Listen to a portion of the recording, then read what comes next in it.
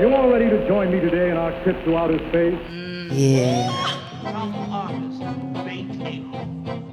Albert Shivers. The Matrix doesn't happen. That's very true. Come along quietly or not. Night, Goodbye, Willis. as I about the time to bright. From Albert The Shivers. mysteries of the fading light. They don't have to like it. They're trying to put a caravan. The general concept is that creativity flourishes in an atmosphere of freedom. All right, cool. Here we are for another episode of the Planet Shivers podcast. And we're back, the three of us, together again for a podcast. Gillian is back on, and Isaac is back on. Yes. Hello. So today we chose a topic, and the topic is going to be each of our thoughts on if we could go back to any particular time period or any particular event in the past, what it would be.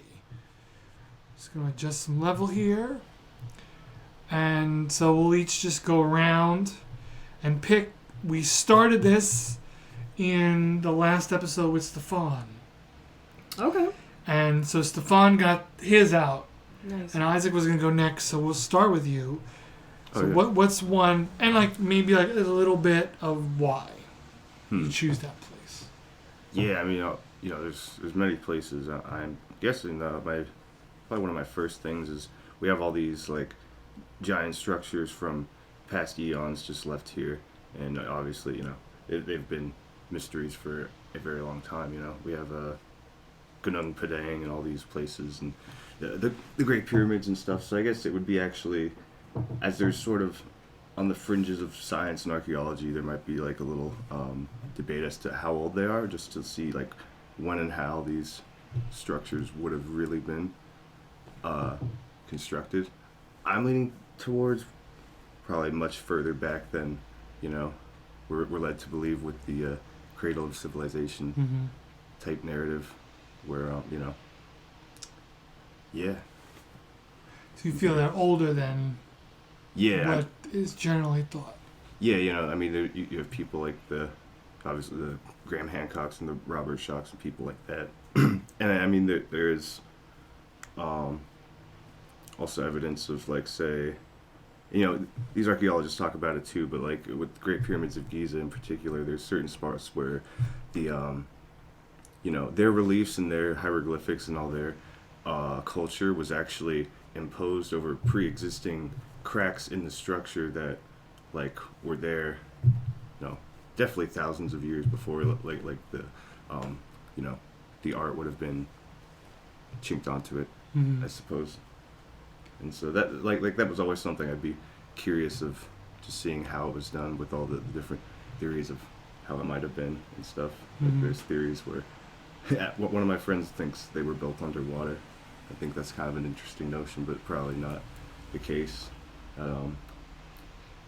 Yeah. And then since the sea levels would have gone down, Yeah. is that what you're saying? Yeah. I mean, I'm not a giant like proponent of that theory. I guess it would just Right, be I understand. interesting to see. But yeah, I mean, there's definitely, the climate around that part of the world was, much different, say another 8,000 to 10,000 years before, I mean, even at the time of the, the old kingdom, Egypt, it's, much greener, much more sustainable for large populations, and, it was probably even further, forested, I would say, for some reason.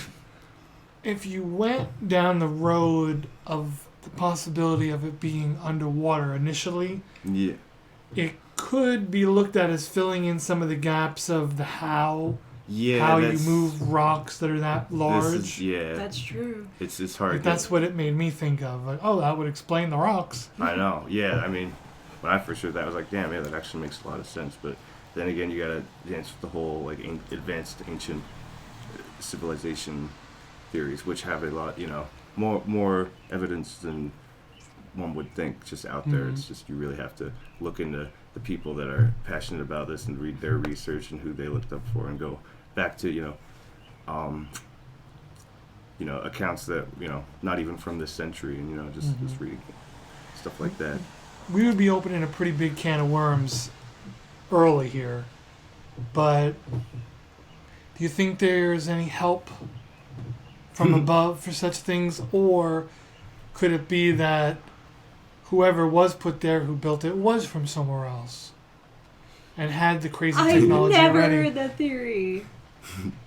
Okay, Yeah. that's fun. Probably yes and yes. I mean, the more I look into all this crazy stuff, there's really again, there's so many, almost infinite potential ingredients that could have come together for these things to be there, versus just 100,000 men over a period of whatever it was, 25,000 years, and it's there's not even really the like, what am I trying to say here? What they're saying about these structures isn't even actually always accurate. And again, this is where it really pays to like just go deeper than one search and like search into like what what people who are really passionate about it like found out. Like, it's not, you Google Great Pyramid of Giza, like the number of blocks they use, and it's 2.3 million, but it's actually, there's 10 million more of these giant 2.3 these ton rocks that are just sitting there. In the middle of the desert. Like 12, almost and a half million sandstone blocks shot up that far with rotating crews. It's hard to picture, is what I'm saying. So that's why I'm like saying, hey, I wonder what actually was the mechanism for the vehicle for that. And as far as above or help from above or below or just over there. Yeah, or, any extra, like, no help not coming from this Earth. Right. Aliens. Help from another Earth. It could, yeah. We're not saying aliens, but aliens. Well, we're trying to be credible. Yeah. I mean, it's definitely an alien thing to like account for like anti-gravitic technology that might have been used and just sort of like drawn out in like primitive languages or like primitive depictions of shit, but there's like, yeah, we can't just rely on that, like that's their own language that they use, so you can't entirely rule that out. But yeah, every like collection of a substance has its own set like resonance or vibration, and there are ways with the energetical, like the elemental forces just inherently around to like reverse that almost create like a standing wave is how I've been understanding it. If something has a charge in space, I mean, it can be reversed somehow. I'm not ruling out the possibility that shit can float if you blast it at the correct frequency that all of its atoms are vibrating at. So, but that again, it's like very hard to determine that. But again, the math that is in like the canon sort of scientific record doesn't really add up if you like go deep into it. But yeah, I mean, I wouldn't just all out go and say aliens, because what we may perceive as these aliens, these lights may just be, over there somewhere at a different part, or it could be up there, under there, or like another sort of when, almost like an interdimensional type of thing, maybe. So is what you're saying different planes? Yeah, almost. That's also a phenomenon just where... Oh, like the theory of a limbo kind of a thing? A limbo, or just that there's like different realms kind of inhabited in the same space that just sort of exist. I know exactly what you're talking about. Yeah, stuff like that. So, and I don't know, I mean, I've had a couple crazy, weird things happen that would sort of lead me to believe that there's methods for consciousness over here, or, over there to come here, and vice versa. So it's like, yeah, I'm not really sure where I'm going with that, but yeah, it's just it's a mind-boggling thing to me. Like all these sites all over the world that are just perfectly mathematically coordinated to, I guess, just lay out their history and their crop cycles and their whole spiel. So yeah, maybe it would have been a different place than it might have been. I don't know. Again, it's all just like language and language barrier, because I mean, at an atomic level or whatever, or it's like at the nucleic level, when you look at these particles that are kind of like the zeros and ones of whatever substance or, collection of molecules that are making a particular thing, it's like, I don't know, I guess what string theory states, it's all just a certain, again, like,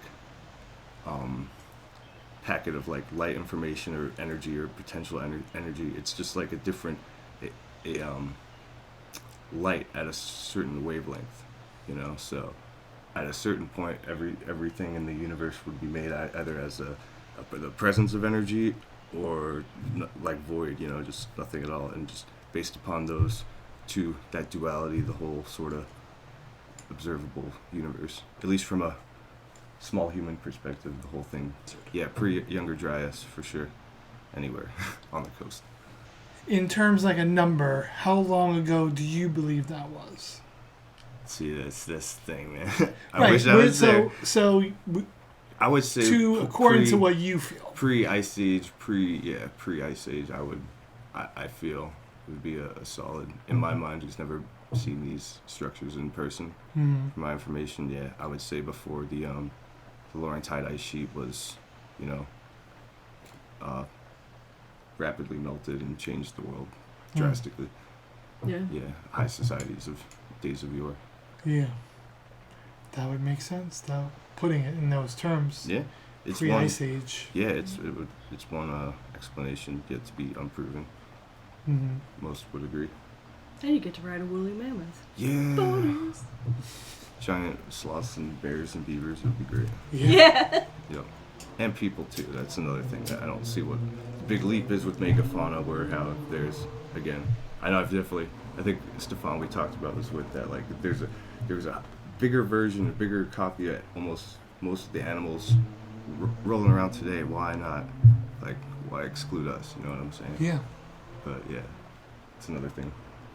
So now would that be a Neanderthal, or would that be closer to the Sasquatch side of things? Yeah, either. Yeah, I imagine either. It could be. Yeah, it could be. Could be both. I mean, yeah, there was the there's all these higher orders of hominids, which I guess we're part of. So again, you have the great apes, the great in short, yes. I mean, but I'd even go as far to say that there's the modern with the Cro-Magnon at the time, or like a more modern version of a human. There was probably possible that model of biology was also present on a higher,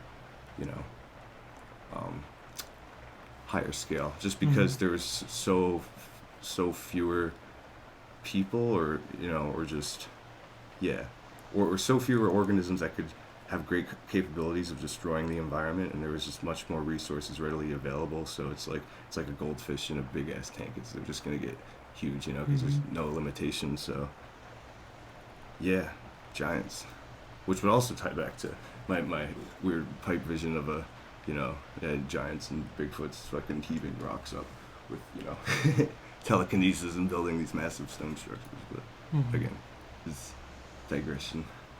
No, but it could answer one of those questions. Mm-hmm. Like, because the people were bigger, they could move bigger things. Yeah. And there's accounts of it and shit. I think Washington wrote about it in his journals. He dug up giant bones, in the mounds that they were, claiming and doing all this stuff with. Yeah. George. Yeah, Okay. good old George. But See, I have not heard that. So he wrote in journals about excavating. Yep, him and I'm sure other colonist settlers at that time, villagers, whatever. There's photos of him and stuff, and we've probably all heard of, at this point, the Smithsonian, the whole Smithsonian cover-up thing. Apparently there's a big stockpile of them in the basement of one of their facilities and stuff. Oh, I heard about that. Giant bones. Yeah, the Smithsonian and other museums, they have more valuable things. They're just tucked away, hidden in their facilities. Yeah. Makes sense. Yeah.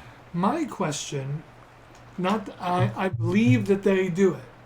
That's not where I'm coming from. But what would one gain? Why hide it? Honestly, my best thought is just immediately thinking of, how many times was the Mona Lisa stolen? to the point where, to this day, people speculate if what is in the Louvre right now is even the original Mona Lisa. Right. Because it's been in so many different hands. Like, if you got something that's really valuable, that is really... So, I feel like there's either a private collector, like, just storing it there, and they would need the consent to have it be public, or they're just afraid if something is that valuable part of our history to risk anything happening to it. Okay. Yeah. That answers part of my, I think, to me. But Yeah. my other thing, okay, don't want to display it. That I understand. Yeah. But send a guy with a camera down there. And journal it. Like, Bum, bum, bum. Yeah, Yeah. big like old. it can be public knowledge without it being publicly displayed, I feel like. That's a good point. So, and I'm not arguing with you in particular, but it's just like, but why cover it all? Like, who cares? Like, what is it that would be bad for us to know that we, like all the other fauna of that time period, were larger? Yeah, probably. Social engineering to a certain degree, or to keep, this is hard, like funny stuff to talk about, But yeah, like if like I'm sure, like the oceans, we know a very very small little sliver of where the origins of most of the stuff in this world, So it's like Still discovering.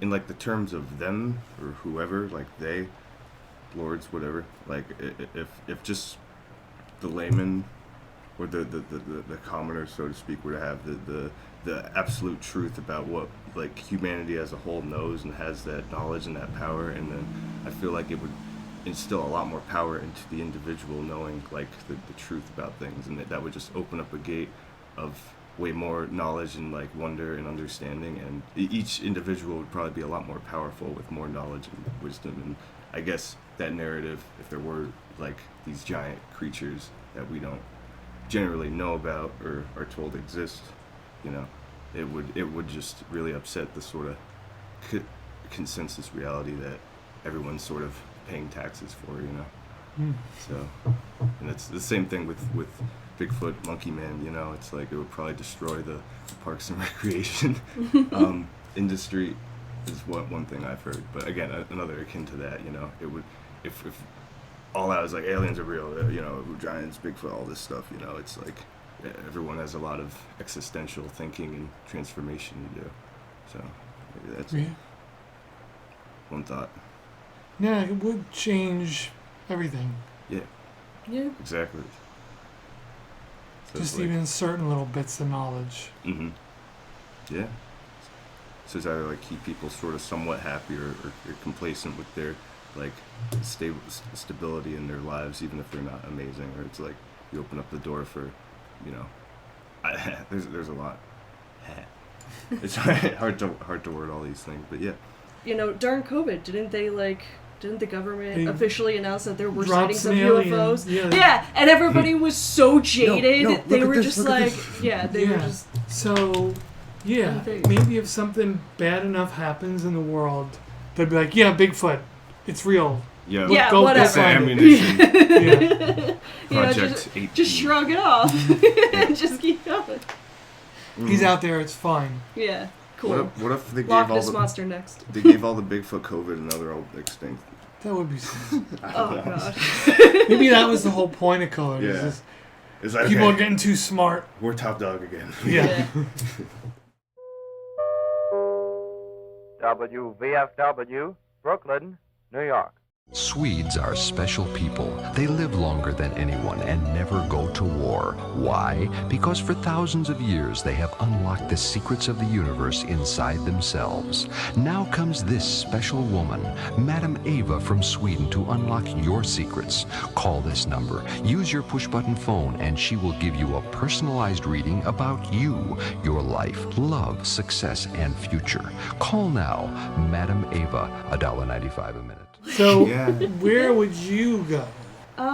So that's funny that you brought up the pyramids because I was thinking of the Library of Alexandria. And, like kind of a similar time, and people don't even know if it's real or not. And if it is, what is in it? Like, what disappeared for, in theory, all of time? I mean, it's as much of a mystery as Atlantis. That's probably like if the internet went out forever today, is like what something like that was. Yeah, basically.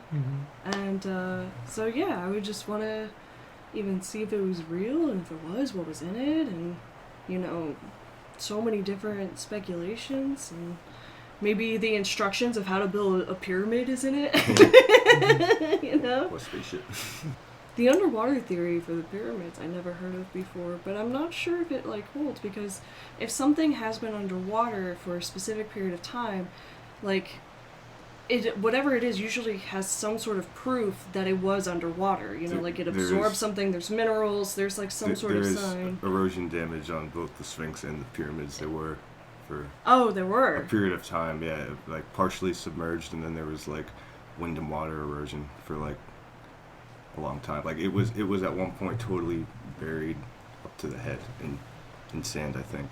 So again, that's the Robert Schoch dude who's big on that theory. Yeah. That was actually a whole anatomically perfect lion that just sort of got whittled down to a nub, and so they just put the dude's head on it. So that's fantastic. The way that we have evolved so much, I highly doubt that somebody that looks like us looked exactly like that thousands of years ago. We have evolved, we have changed, we have adapted to our current environment, and the environment back then was so drastically different. I mean, I can't even imagine what the air would be like without the fucking air pollution. So nice. So good. Yeah, so nice. Yeah. So fresh. Right. And there are a lot of things that, in my opinion, I feel that they were more advanced in their culture than we are, and that was thousands of years ago. I wouldn't mind just chilling, checking it out, seeing what it's all about. I do think they were definitely more intellectually advanced. Yeah, I mean, think about how they were able to write things that were still salvageable thousands of years later. How? How did things survive? That could be translated, that could be adapted to this day. We still talk about Socrates and Aristotle and plays that they had, the theater. It was so well documented that we have, a lot of information about them. And that's wild to me. And even their theories, so many of them still hold up to this day. And they didn't even have technology like we have. Right. I guess, I don't know if simpler is a good word for the way of life back then, but I mean, there's a lot less unnecessary, things that we have today that are, distracting and kind of keeping us from a more healthy nature, So, agreed. Yeah, you gotta worry about animals and warring city states, and you just sit around and drink stuff and think about shit. I guess there was, there was a lot less hindrances on our the ability for us to cultivate skills and grow our intellect, and just have to rely on our own, intellect and just gut feeling about stuff. So we were much more complete beings, I feel, back then. Much less was done. I agree. I feel that they probably were more enriched with their lives. Yeah, but did more of this. Yeah. Yeah, there you go. I wouldn't be upset about that. But yeah, as you said, they might. I mean, maybe they looked pretty weird. Who knows? Or at least very different from how we look today. Yeah. It would be neat seeing what the physical sort of, deal was, the human phenotype. Yeah, and if you look at old paintings. Yeah, I was about to bring that up. Oops, sorry. Renaissance paintings even. Yeah, if those paintings were true realism, it'd be oh god. Wow. Yeah.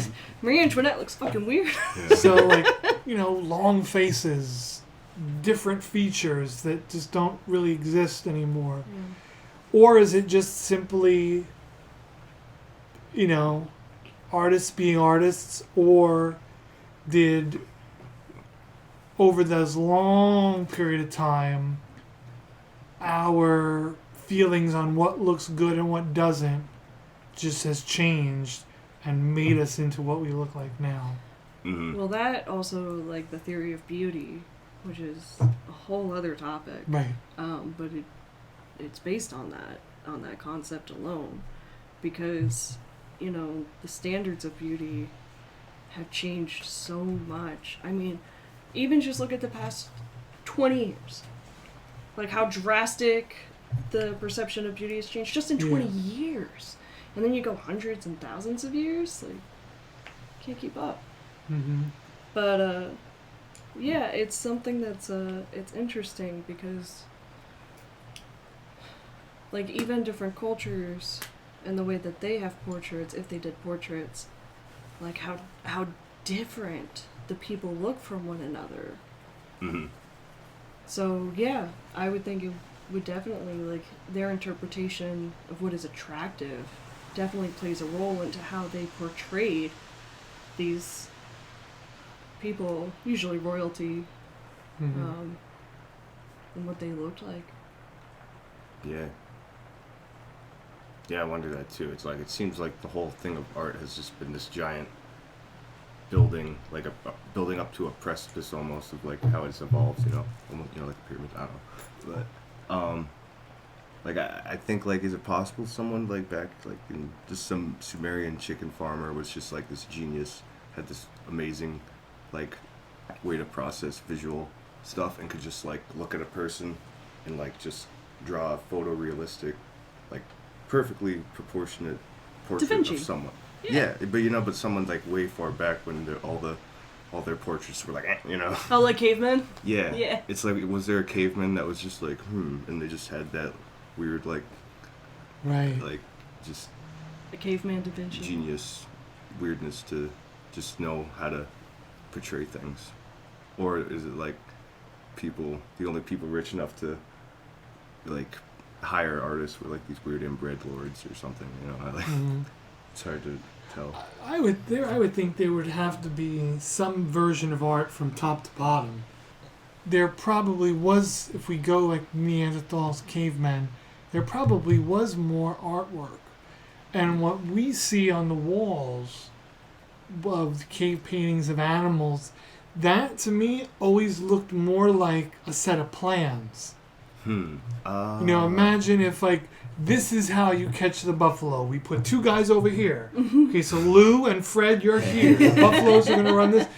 Because that's what it always looked like to me, as like, these are our plans. This is how we hunt. Yeah. And we're going to record it so that we know. Yeah, that actually makes fucking perfect sense. Yeah. Like, okay, here's a fucking deal, guys. Yeah. Yeah. So, and like, what better place to put it on the wall? Exactly. You know, you don't have to hang a plasma TV there back then. Dandy. It's like there for everyone to see, and it tells the story every day. Yeah, man. That is a very good point.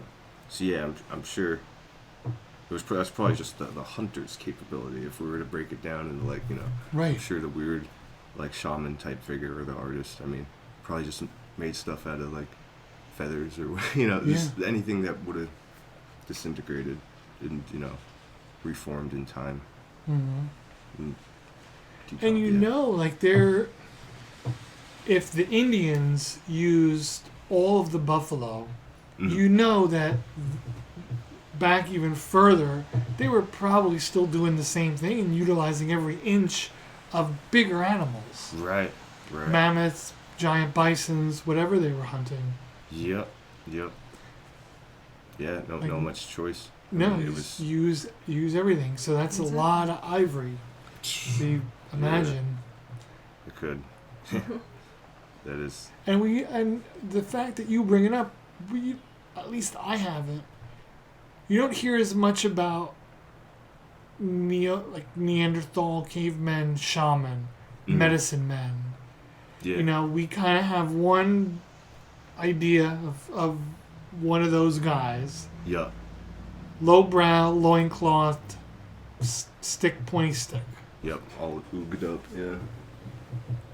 But we don't really hear about, because there had to be medicine men and spiritualists and shaman. They're ahead of me, right? Right, yeah. No, It's the hunters and the gatherers, and we don't really hear much about the gatherers. Yeah, yeah. So. they gathered stuff. Yeah. Yeah.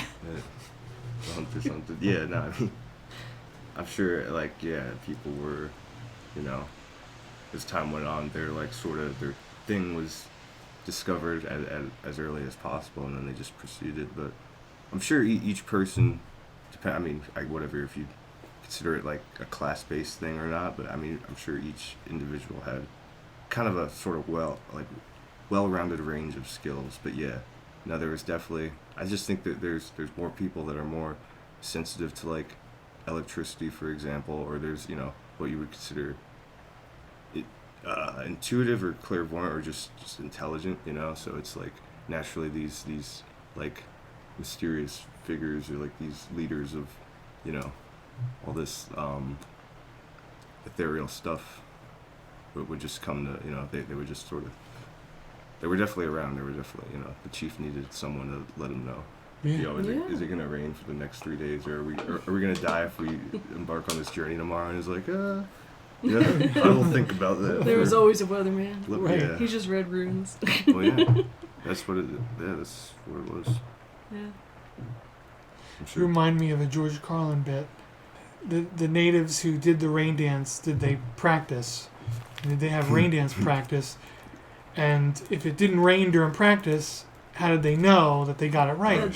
Yeah. Or did the rain god know this is just practice and hold off. and hold off? Until they were ready. It's a Give great the best idea. performance to the rain god. This is Sandy Becker saying, keep cooking with Crisco. It's all vegetable. It's digestible.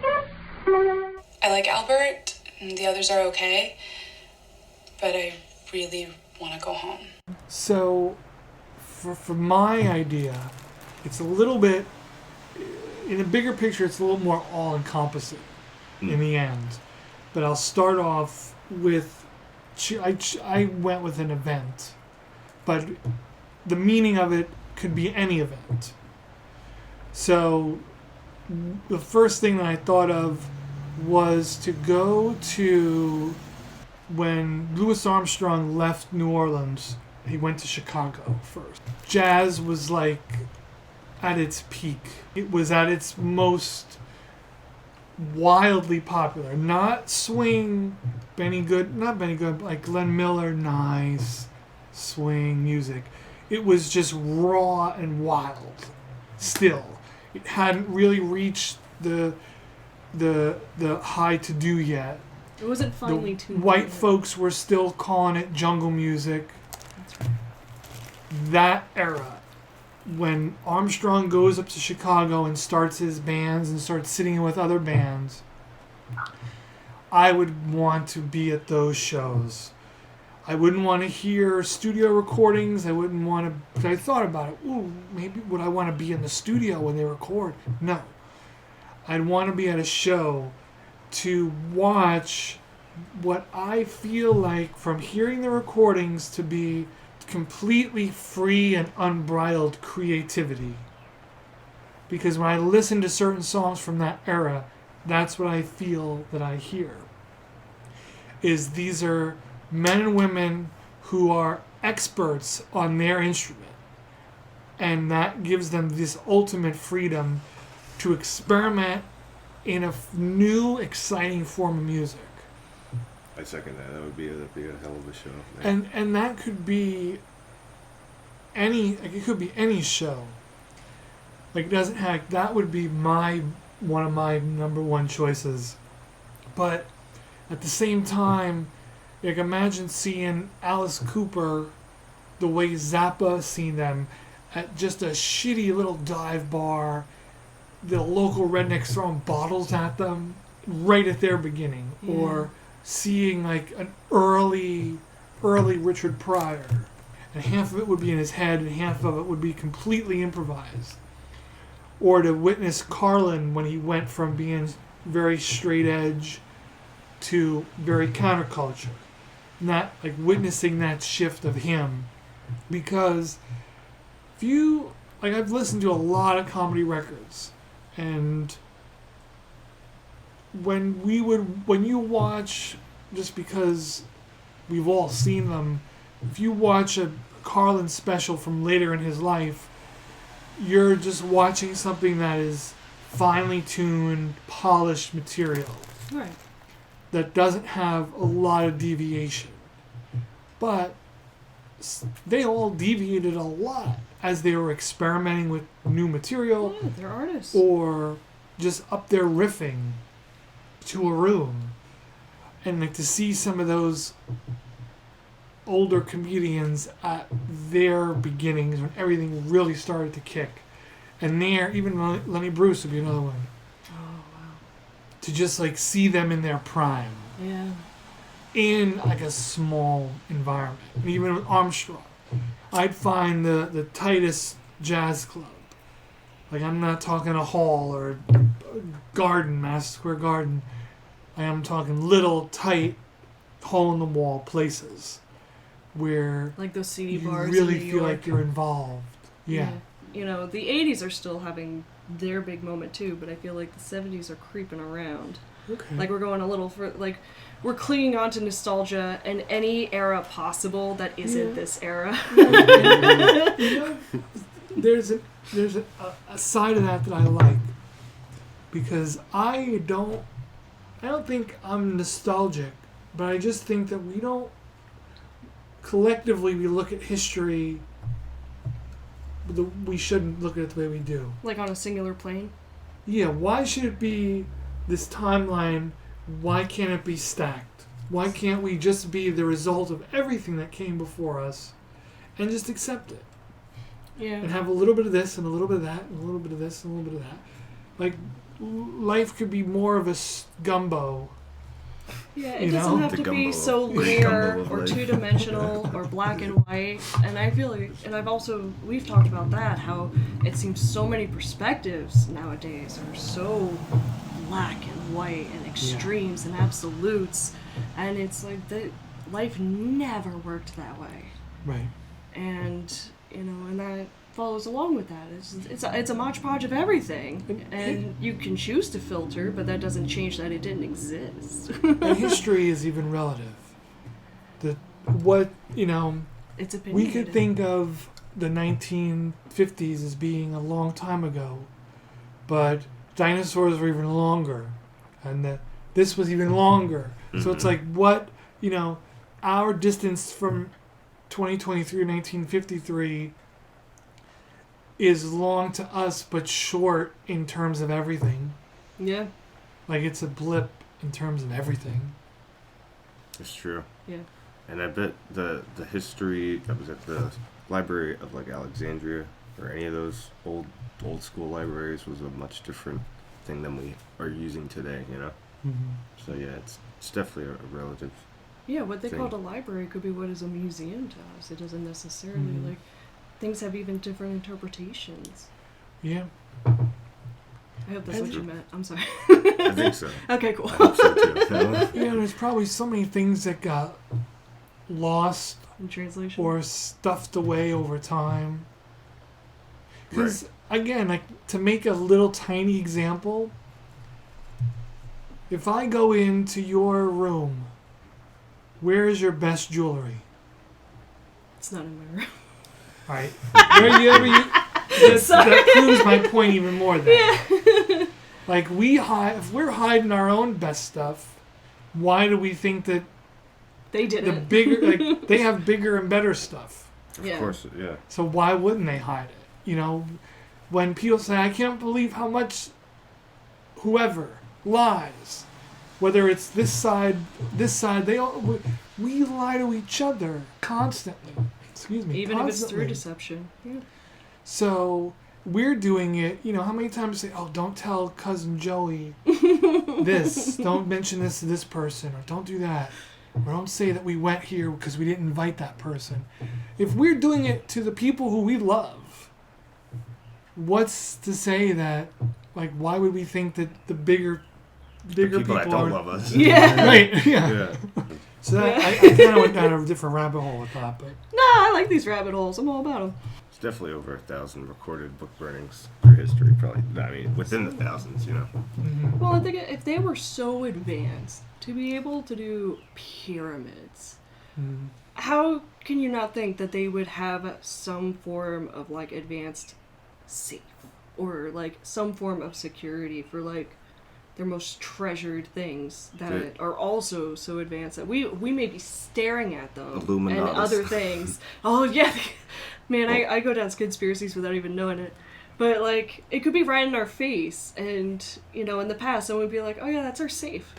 Well, oh yeah, that's this. Why are you glorifying it? Yeah.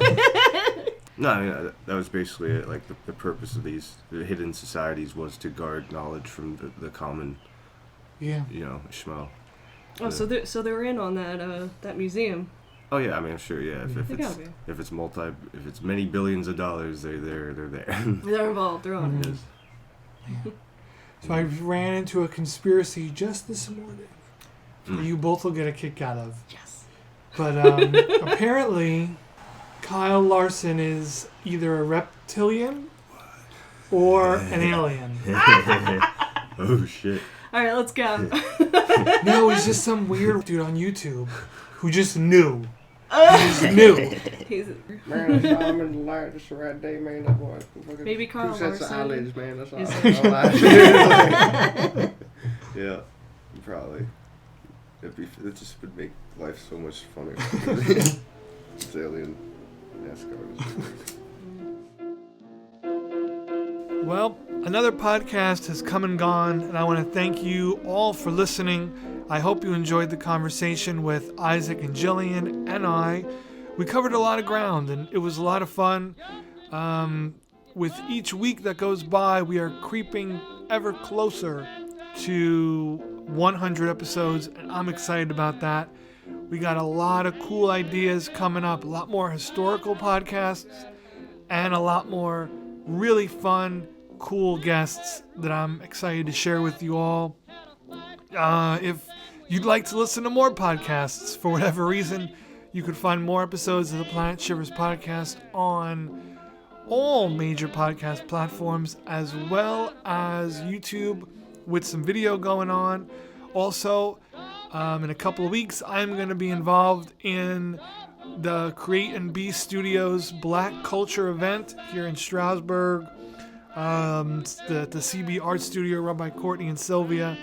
And every year they do a real fun job, and the show grows a bunch every year. So I'm looking forward to this year. And yeah, that's May 5th and 6th. Thanks again for listening to this episode. A lot of cool stuff coming up. You can see what I'm up to on Instagram at Albert Shivers or on the internet at www.albertshivers.com. And gonna have a lot of stuff cooking, so stay tuned. I'm gonna try to get this podcast back to once a week. It's been bi-weekly for a while, but we're gonna jump back on the horse and give you guys plenty to listen to, whether you like it or not. Until next time, take care of yourself and take care of somebody else.